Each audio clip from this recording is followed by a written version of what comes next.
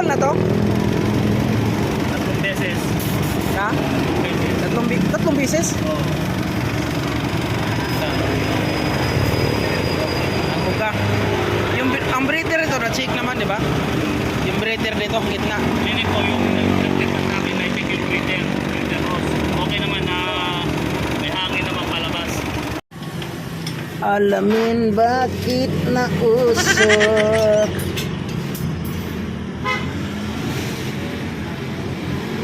Yung ring gap niya wala sa tama. Ito kasi mayroon tayong nakuha. Ano ba to? Galing yan. Kailangan bugahan.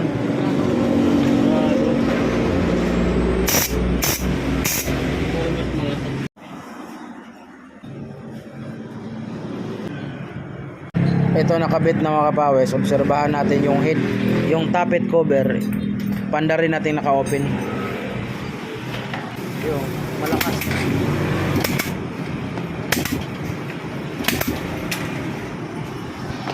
Kailangan lang na kasi dito pag mainit na malayo yung biyahe, umiingay. Hindi ito na-supplyan ng langis yung head. Mekot fuel pump.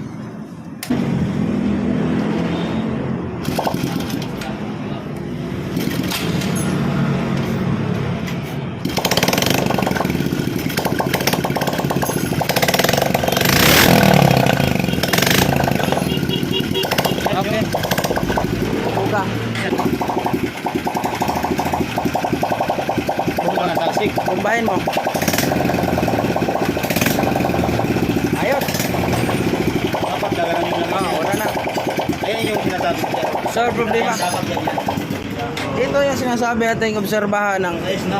supply. Langis, okay na. Sa head, na-supplyan, hindi ito iingay. Mayroon kasi tayong nakuha ding madumi doon sa pinaka-fuel pump niya. Tapos, baklasin mo ulit. Baklasin mo kay tatakpan ko. Huwag lang malakas. Ito lang yung sumisirit yung langis. O, wala nang sirit ng langis. O.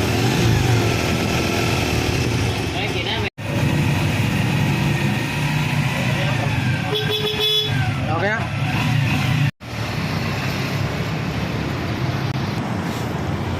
Tol, okay na?